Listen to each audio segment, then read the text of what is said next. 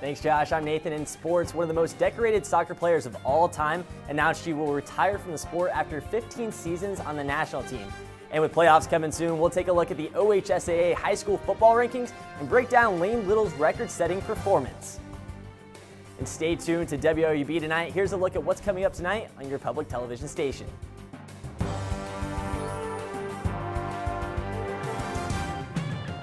Earlier this year, 35-year-old Abby Wambach raised her first Women's World Cup trophy. Today, she announced she'll retire as a champion.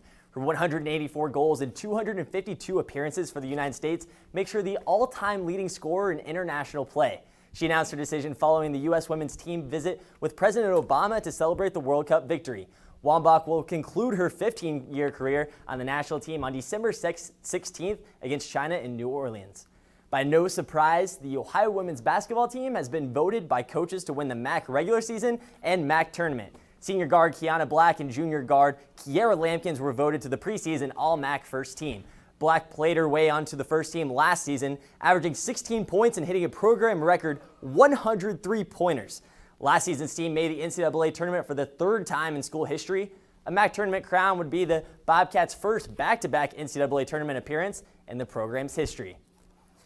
Numerous quarterbacks have traveled to Memorial Field and put on dominant performances, but what Lane Little accomplished through the air last Friday will go down in Logan High School history.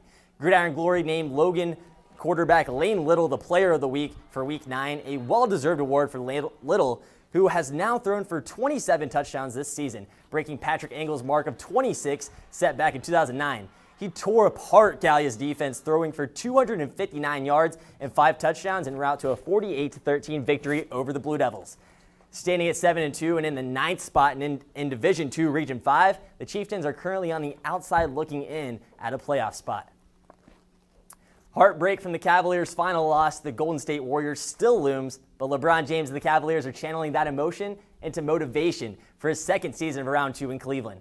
The road to the finals begins tonight with a marquee game against the Bulls in Chicago. Cleveland enters this season as the clear favorites in the East as long as the injury bug straightens itself out. When LeBron averaged 35.8 points per game during the finals, he showed the limits of how far one player can really carry a team. LeBron will play tonight after receiving a back injection a few weeks ago. The bad news, Kyrie Irving is still healing from his postseason surgery. In the meantime, though, Mo Williams returns to Cleveland and he'll start at point. The good news, though, Kevin Love is back from shoulder surgery and should complement LeBron James a little bit more this season. Only one more week of high school football regular season play remains, and many of the teams in our area are vying for playoff spots. With the exception of Division I, the top 8 teams from each region will qualify for the playoffs. Tri-Valley moved up 2 spots and sit in the 6th place in their region. Jackson dropped from 1st to 4th in Division III Region 9, while Sheridan's position remained unchanged. Bloom Carroll dropped from 8th to 9th in Division IV Region 13, and Maysville fell from 10th to 6th.